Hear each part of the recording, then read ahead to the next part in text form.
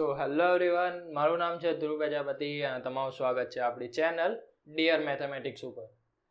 તો આના પહેલાના વિડીયોમાં આપણે જોયું કે દ્વિઘાત બહુપદી એના આલેખ કેવો હોય છે, એના શૂન્ય કેવી રીતના ફાઇન્ડ કરી શકાય, ફરી એના શૂન્યનો સરવાળાનો ગુણાકારનો સૂત્ર જોયું, ફરી અમુક બીજા સૂત્રો કીધા હતા કે જે એમસીક્યુમાં અત્યાર સુધીમાં પૂછાયા હતા, અને ફરી અમુક નોટ્સ ચેક કરીએ આપણે કે જે તમને એમસીક્યુમાં ડાયરેક્ટ હેલ્પ કરી શકે છે. ઓકે, તો આપણે આટલા દ્વિઘાત બહુપદીના આખા જન્માક્ષર જોયા હતા, તમને યાદ હશે. સો આજે આપણે સુરેખ બહુપદી જોઈ લીધી, દ્વિઘાત બહુપદી જોઈ. હવે આજના વિડીયોમાં આપણે ત્રિઘાત બહુપદીના જન્માક્ષર કાઢીશું, બરાબર? એટલે કે એનો આલેખ, એના સરવાળાનું સૂત્ર, શૂન્યના સરવાળાનું સૂત્ર, ગુણાકારનું સૂત્ર અને અમુક જે બીજું છે એ આજના આ વિડીયોમાં આપણે જોઈશું. ઓકે, સો ચલો આજનો વિડીયો સ્ટાર્ટ કરીએ અને કંઈક નવું શીખીએ. તો ઉદાહરણ સાથે સ્ટાર્ટ કરીએ કે બહુપદી લઈએ છે p of x બરાબર x³ - 6x² + 11x - 6. આ એક ત્રિઘાત બહુપદી છે, બરાબર? ચલની ઘાત છે આપણી 3 મહત્તમ, તો ત્રિઘાત બહુપદી થઈ ગઈ. હવે જેમ આપણે આ બધા વિડીયોમાં કર્યું છે કે p of x શું બતાવે છે, એક નામ છે બહુપદીને દર્શાવવા માટે, તો હું એને જગ્યાએ ચેન્જ કરીને y કરી દઉં છું. ઓકે, હવે આને આપણે આ બહુપદીમાં ચલ શું કરે છે કે જુદી જુદી કિંમતો આપણે મૂકીએ છીએ તેમ તેમ જુદી જુદી કિંમતો આપણને બહુપદીની આપે છે. એટલે કે જુદી જુદી x ની કિંમતો માટે જુદી જુદી y ની કિંમતો આપશે, આ ઉદાહરણ પ્રમાણે. તો કિંમતો બદલતા જઈએ અને x અને y ની કિંમતો મેળવતા જઈએ, અને એના ઉપર આપણે ફરી આલેખ દોરીશું. x અને અહીંયા y ની કિંમતો પહેલા મૂકીએ x ની જગ્યાએ 0. x ની જગ્યાએ 0 મૂકીશું તો શું થશે? આ 0 નો ઘન ઓછા 6 ગુણ્યા 0 વત્તા 11 ગુણ્યા 0 ઓછા 6. તો આ બધું 0 થઈ ગયું, ખાલી પેલું રહ્યું -6. ઓકે, 1 મૂકીએ, જોઈએ શું થાય છે. 1 મૂકીશું તો શું થશે? 1 નો ઘન ઓછા 6 ગુણ્યા 1 નો વર્ગ વત્તા 11 ગુણ્યા 1 ઓછા 6. એટલે કે આવશે 1 ઓછા 6 વત્તા 11 ઓછા 6, બરાબર છે? ઓકે, તો આ 1 ને 11 12 ઓછા 6 ઓછા 6 એટલે કે 0 થઈ ગયું.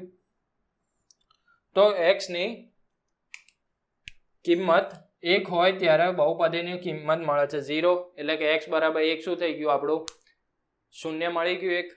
ઓકે, હવે x બરાબર 2 મૂકીએ આપણે, તો 2 મૂકીએ તો શું થશે? આ 2 નો ઘન ઓછા 6 ગુણ્યા 2 નો વર્ગ વત્તા 11 ગુણ્યા 2 ઓછા 6. 2 નો ઘન 8 ઓછા 8 4 6 24 વત્તા 22 ઓછા 6. તો આ પણ તમે જો, આ પણ 0 બને છે, તો x બરાબર 2 પણ 1 એનું શૂન્ય થયું. નેક્સ્ટ જોઈએ કે x બરાબર 3 મૂકીએ તો શું થાય છે? 3 નો ઘન 3 નો વર્ગ અહીંયા 11 ગુણ્યા 3, તો આ આવશે 27 ઓછા 9 6 24 9 6 54 વત્તા 33 ઓછા 6. તો આ કેટલા થશે? આ 54 ને 6 60, આ પણ 60, તો આ પણ 0 બની ગયું.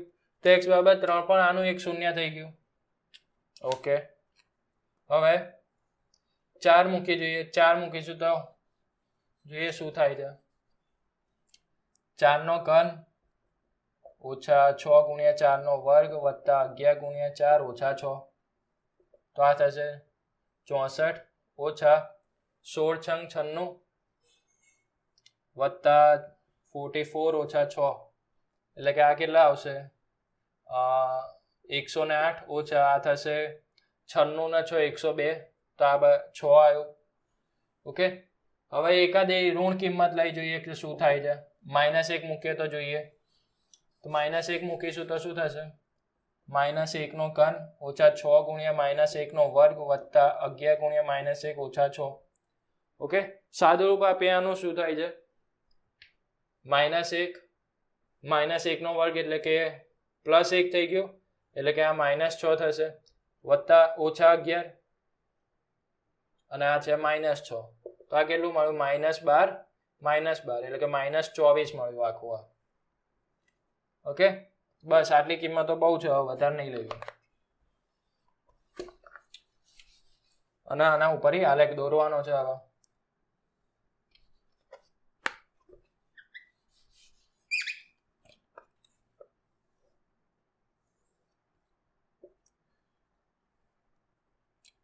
આ y એક્સિસ અને આ x એક્સિસ. ઓકે, તો કિંમતો મૂકીએ હવે આપણે.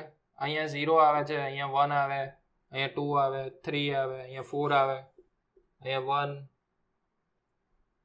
2 3 4, અહીંયા -1 આવે, અહીંયા -2 આવે, અહીંયા -3 આવે, -4 આવે, અહીંયા -1 -2, એમ કરતા કરતા અહીંયા ક્યાંક -6 આવશે, અહીંયા ક્યાંક -24 આવશે. બરાબર, વચ્ચેની કિંમતો આપણે નહીં લખતા, જગ્યા નથી એટલે. તો કિંમતો મૂકીએ હવે કે x 0 છે ત્યાં y બરાબર -6 છે, એટલે કે અહીંયા ક્યાંક, અહીંયા ઉપર પણ જોઈશે, 5 આ 6. ઓકે, હવે x ની કિંમત 1 છે ત્યાં y બરાબર 0 છે, એટલે કે આ પોઈન્ટ થયું. બરાબર, હવે x 2 છે ત્યારે પણ 0 છે, x 3 છે ત્યારે પણ 0 છે, x 4 છે ત્યારે y બરાબર 6 છે, એટલે કે અહીંયા ક્યાંક. x -1 છે ત્યારે -24 છે, એટલે કે અહીંયા ક્યાંક. તો તમે આનો આલેખ જોશો, આપણે તો અમુક જ કિંમતો લીધી છે, એટલે કે 1 અને 2 વચ્ચેની કોઈ કિંમત લીધી નથી, 2 અને 3 વચ્ચેની કિંમત નહીં લીધી, 3 4 વચ્ચેની કિંમત નહીં લીધી. તો આનો આલેખ તમે બીજી વધારાની કિંમતો લઈને જોશો ને તો કંઈક આવો બનશે.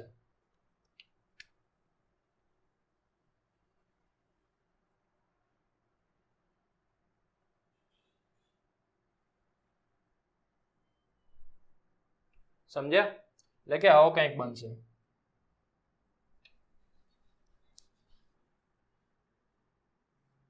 બરાબર, તો ત્રિઘાત બહુપદીનો આલેખ હંમેશા આવો હોય છે. આમ s આડો કરી દઈએ તો કેવો બને? એવો હોય છે. ઓકે, સો આવો કંઈક આલેખ બનશે આ બહુપદીનો. તો ત્રિઘાત બહુપદીનો આલેખ હંમેશા આવો હોય છે.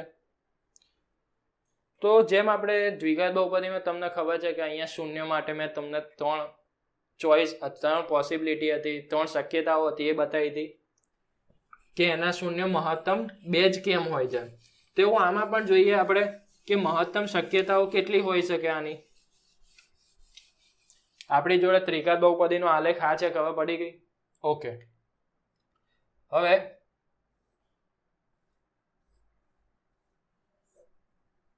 ડન. આપણે આ જ વસ્તુને અહીંયા જુદી જુદી રીતે મૂકવાનું છે. તો કાં તો આલેખ આવો હોઈ શકે જેમ અત્યારે મળ્યો તો એમ, એટલે કે x અક્ષ ઉપર 3 બિંદુમાં છેદે, અને x અક્ષ ઉપર જેટલા બિંદુમાં છેદે y બરાબર x ચલ y બહુપદી, x અક્ષ ઉપર જેટલા બિંદુમાં છેદે એટલા એના શૂન્ય થશે, અને એ જ એના શૂન્ય થશે જ્યાં છેદે છે. તો આ શક્યતામાં આપણા શૂન્ય કેટલા થયા? 3 થયા. બીજી શક્યતા આવી હોઈ શકે,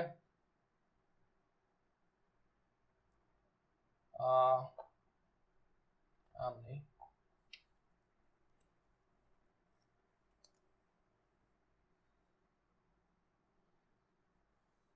એટલે કે એક અહીંયા છેદે ને એક અહીંયા.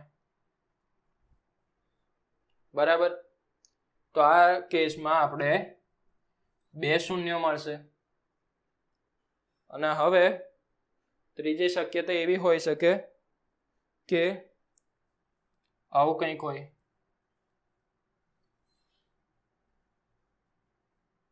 એટલે કે ખાલી x અક્ષ ઉપર એક જ બિંદુમાં છેદે એમ. તો આ કેસમાં આપણી પાસે એક જ શૂન્ય મળશે. હવે આ દ્વિઘાત બહુપદીમાં આપણે એવું જોયું હતું કે એક પણ બિંદુમાં ના છેદે આવી રીતના કોઈક પરવલય મળે કે જે x અક્ષ ઉપર છેદતો જ નથી. પણ તમે આ કેસમાં જુઓ, એક તીર આપણું એક ઉપરની સાઈડ જાય છે અને એક નીચેની સાઈડ જાય છે. તો ગમે તેમ કરશો તો એક નીચેની સાઈડ ગમે તે રીતે જવાનો જ છે, એટલે કે x અક્ષને ગમે ત્યારે છેદશે જ તે. તો આ કેસમાં એવું નહીં થાય કે ત્રિઘાત બહુપદીને 0 શૂન્ય મળે જ નહીં. બરાબર, ઓકે, તો આનું કારણ બીજી રીતે પણ સમજાઈ શકાય કે આનું વાસ્તવિક શૂન્ય નથી એવું ક્યારે પણ ના કહેવાય. એક વાસ્તવિક શૂન્ય તો હંમેશા મળશે જ. અને એનું કારણ, એનું રીઝન તમે જે 11માં આવશો ત્યારે સંકર સંખ્યાઓ આવશે. એ જ્યારે ભણશો ને ત્યારે તમને ખબર પડી જશે કે આવું જ કેમ છે, આના વાસ્તવિક શૂન્ય ક્યારે કેમ શક્ય બને જ છે, કેમ 0 નથી આવતી શક્યતા. ઓકે, તો અત્યાર પૂરતું એટલું યાદ રાખજો કે ત્રિઘાત બહુપદીને વાસ્તવિક શૂન્ય હંમેશા 1 મળે જ. ઓકે, અને બીજી રીતના કેવું હોય કે ત્રિઘાત બહુપદીને મહત્તમ 3 શૂન્યો હશે, કાં તો 3 શૂન્ય મળી શકે, કાં તો 2 શૂન્ય મળી શકે, કાં તો 1 વાસ્તવિક શૂન્ય મળી શકે. ઓકે, તો આ થયું આલેખના રિલેટેડ કે આવો આલેખ હોઈ શકે, મહત્તમ 3 શૂન્ય બની શકે. આપણે સુરેખ બહુપદીમાં જોયું કે મહત્તમ 1 શૂન્ય હોય, એટલે કે મહત્તમ 1 શૂન્ય હોય. દ્વિઘાત બહુપદીમાં મહત્તમ 2 શૂન્ય હોય, ત્રિઘાત બહુપદીમાં મહત્તમ 3 શૂન્ય હોય. તો આને આપણે આગળ લઈ જઈને એવું કહી શકાય કે 4 ઘાત વાળી બહુપદી હોય એને મહત્તમ 4 શૂન્ય હોય, 5 ઘાત વાળી બહુપદીને મહત્તમ 5 શૂન્ય હોય.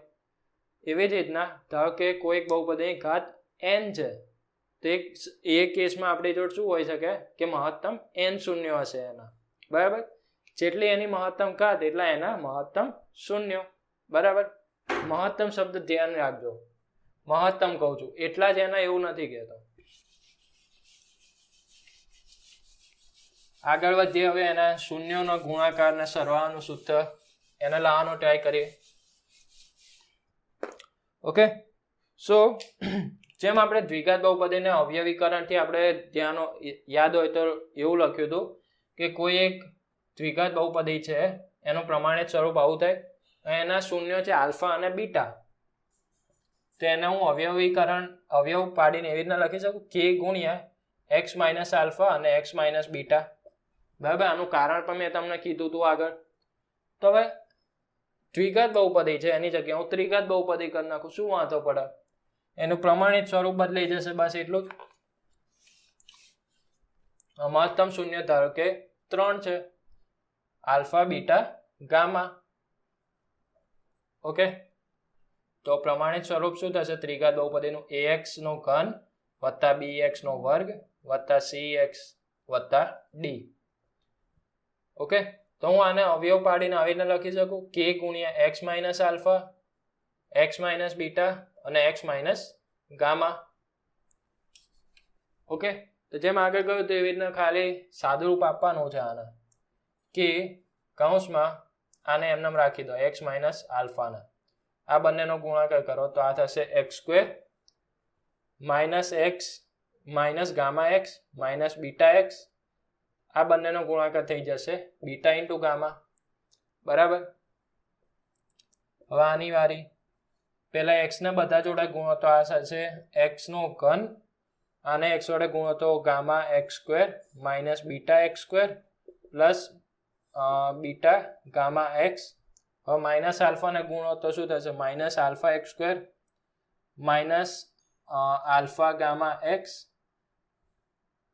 માઇનસ વડે ગુણો તો plus alpha gamma x plus alpha beta x minus alpha beta gamma.